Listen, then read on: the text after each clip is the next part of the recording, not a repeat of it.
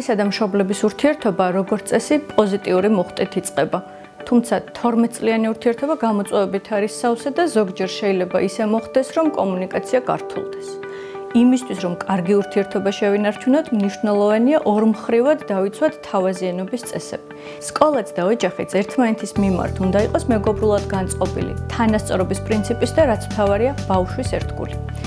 მშობლებო, იმისთვის, რომ მასწავლებელთან, სკოლის დირექციასთან ჯანსაღი ურთიერთობა დავამყაროთ, არა მარტო მათგან უნდა მოვისმინოთ ინფორმაცია, არამედ ჩვენი უკავშირიც გავუზიაროთ. სკოლასა და მშობლებს შორის ეფექტური კომუნიკაცია სწორედ ორმხრივ გააზრებულ ურთიერთობას გულისხმობს. ამ ვიდეოში ჩვენ ვისაუბრებთ მშობლისა და მასწავლებლის სატელეფონო საუბარზე, პირისპირ შეხვედრასა და მშობელთა კრებაზე. ასევე შევეხებით წერით კომუნიკაციას, მიმოწერებს, ჩათებსა თუ დახურულ ჯგუფებში. მნიშვნელოვანია მშობელს და მასწავლებელს ჰქონდეს ერთმანეთის ტელეფონის ნომერი და იცოდნენ საუბრისთვის შესაფერისი დრო, როდესაც ერთმანეთს ხელს არ შეუშლიან მუშაობაში და არც დასვენებაში. სრულიად შესაძლებელია მასწავლებელი და მშობელი სასწავლო წლის დასაწყისშივე შეთანხმდნენ, რა დროს არის ხელსაყრელი ერთმანეთთან დარეკვა და ეს წესი დაიცვან. ცხადია, გამონაკლისებით შეიძლება დაუშვან, თუ ამის აუცილებელი საჭიროება დადგება. უმჯობესია, რომ ტელეფონი გამოვიყენოთ მოკლე საუბრისთვის, მაგალითად, შეხვედრის დასაგეგმად და საქმეზე სასაუბრად შევხვდეთ პირადად. მით უფრო იმ შემთხვევაში, თუ საუბრის შინაარსი საკამათო შეიძლება გახდეს. თუ ვერ ვახერხებთ დროულად შეხვედრას, ამ შემთხვევაში დაუშვათ გამონაკლისი. ტელეფონზე საუბრის დროს არ ვიჩქაროთ. გავითვალისწინოთ, რომ სატელეფონო საუბარი არ არის სრულყოფილი კომუნიკაცია. მოკლებულია სხეულის ენას, მიმიკებს, ამიტომ მთელი ყურადღება გავამახვილოთ ხმის ტემპრზე. თანამოსაუბრე უნდა გრძნობდეს, რომ ჩვენ ვზრუნავთ ბავშვზე და არ ვცდილობთ ჩვენი კონტროლის ქვეშ მოვაქციოთ სიტუაცია. ზოგჯერ, როცა ამის საფუძველი რეალურად გვაქვს, მადლობის სათქმელადაც შეიძლება დავურეკოთ ერთმანეთს. სასიამოვნოდ გაოცება მასწავლებელს და მშობელს ერთნაირად ესიამოვნებათ და უფრო კეთილგანწყობილი ურთიერთობაც ჩამოუყალიბდებათ. მშობლისა და მასწავლებლის პირისპირ შეხვედრას განსაკუთრებული მნიშვნელობა აქვს. მათ წელიწადში რამდენჯერმე მაინც უნდა შეეძლოთ მშვიდად საუბარი ბავშვის საჭიროებების შესახებ. სასურველია მოსწავლის მშობელმა კონკრეტული დღეების, საათების და ფორმატის მითითებით იცოდეს, როდის და რა პირობებშია შესაძლებელი შვილის სკოლაში მისვლა. ამისთვის აუცილებელია სკოლას ჰქონდეს მშობლებთან კომუნიკაციის კალენდარი. მაგრამ თუ ასეთი გეგმა გრაფიკი არ არსებობს, ეს არ ნიშნავს, რომ მშობელს სკოლაში მისვლა ან შენობაში შესვლა აკრძალული აქვს. მშობლებმა უნდა იცოდნენ, რომ ეს აკრძალვა, თუ კი ის სადმე დააწესეს, არაკანონიერია და ეწინააღმდეგება ზოგადი განათლების შესახებ კანონის მეორე თავის მერვე მუხლის მეხუთე პუნქტს, რომლის მიხედვითაც დაუშვებელია მშობლის უფლებების იმგვარი შეზღუდვა, რომ არსებითად გაუქმების ტოლფასი იყოს. ნებისმიერი შეზღუდვა უნდა იყოს გონივრული, მინიმალური და უნდა განხორციელდეს მხოლოდ დადგენილი წესის საფუძველზე და არა რომელიმე ადამიანის ერთპიროვნული ზეპირი ბრძანებით თუ გადაწყვეტილებით, თუნდაც დირექტორი იყოს აკრძალვის ინიციატორი. ასეთ დროს ნაცვლად აკრძალვაზე დამორჩილებისა, მშობლებმა უნდა მოითხოვონ განრიგი, როდის, რა ფორმატში და რა პირობებში შეუძლიათ სკოლაში მისვლა. შენობის დათვალიერება, მასწავლებელთან შეხვედრა, გაკვეთილებზე დასწრება და ასე შემდეგ. რა არის ის ზოგადი წესები, რომელიც პირისპირ შეხვედრის დროს უნდა გაითვალისწინონ მშობელმაც და მასწავლებელმაც? ნებისმიერ შემთხვევაში შეხვედრა უნდა იყოს საქმიანი და სასურველია თბილიც. გაღიმება და ხელის ჩამორთმევა შეიძლება წარმატებული დიალოგის წინაპირობაც კი გახდეს.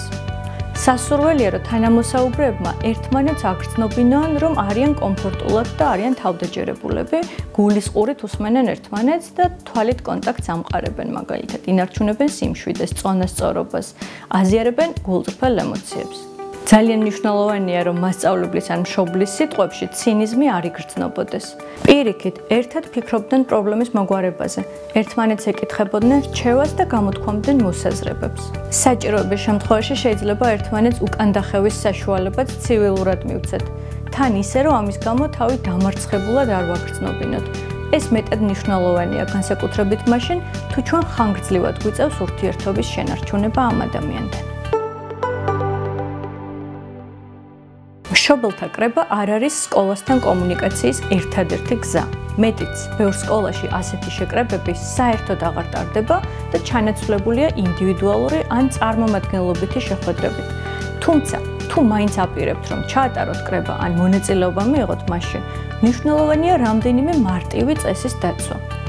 მშობელთა კრების ფორმატი შეიძლება წარმატებით იქნას გამოყენებული მშობლებისთვის საერთო საკითხების გასაცნობად, როგორიცაა მაგალითად მათი მონაწილეობით არაფორმალური აქტივობების დაგეგმვა, საგნის მასწავლებლების და მათი მეთოდოლოგიის გაცნობა, სკოლის შინაგანაწესის სახელშეკრულებო პირობების და სხვა დოკუმენტების გაცნობა, ასევე დღის რეჟიმის, სასწავლო პროგრამების პრეზენტაცია და სხვა.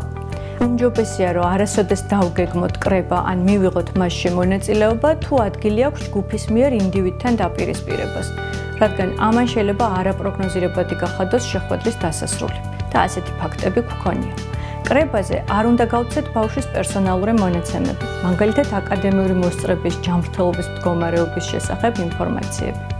მშობელთა კრებას უნდა ჰყავდეს ფასილიტატორი, რომელიც უზრუნველყოფს რეგლამენტის დაცვას, იმას, რომ მონაწილეებმა თემას არ გადაუხვიონ. თუ კრებაზე მისვლას რეგულარულად ვერ ახერხებს ბევრი მშობელი, სკოლამ უნდა იფიქროს ცვლილებებზე.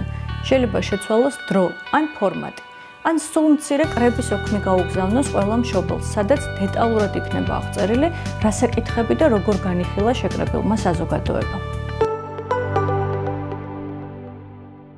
ბოლო დროს მშობლები და მასწავლებლები ურთიერთობის საშუალებად რეგულარულად იყენებენ წერით ფორმებს. იქნება ეს სოციალური ქსელი, მესენჯერი, ვაიბერი თუ სხვა პლატფორმები. მიიჩნევა, რომ ურთიერთობის ეს ფორმა უფრო მარტივია. ძალიან ხშირად თითოეულ კლასს ორი ჩათიც კი აქვს, ერთი, რომელშიც მასწავლებელიც არის და მეორე, რომელშიც მხოლოდ მშობლები არიან. რა თქმა უნდა, უმჯობესია თუ სასკოლო საკითხების, მათ შორის პრობლემების განხილვა მოხდება იმ სივრცეში, სადაც არიან სკოლის წარმომადგენლები.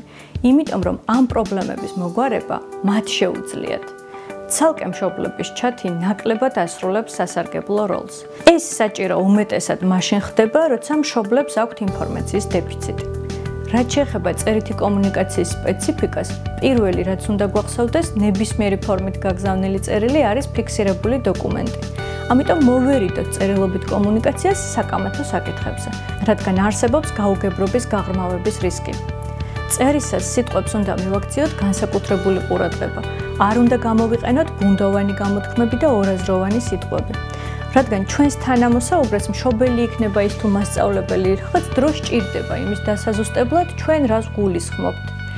ხშირად ადამიანები მხოლოდ იმიტომ იწყებენ კამათს, რომ სხვადასხვანაირად ესმით წაკითხulis შინაარსი.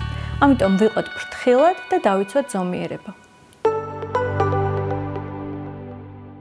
Facebook დახურული ჯგუფი მშობლებსა და მასწავლებლებს შორის კომუნიკაციის ერთ-ერთი ყველაზე აქტიური ინსტრუმენტია თანამედროვე საქართველოში. ინფორმაციის სწრაფად გასავრცელებლად გამოიყენება და ერთგვარი სადისკუსიო სივრცეც არის.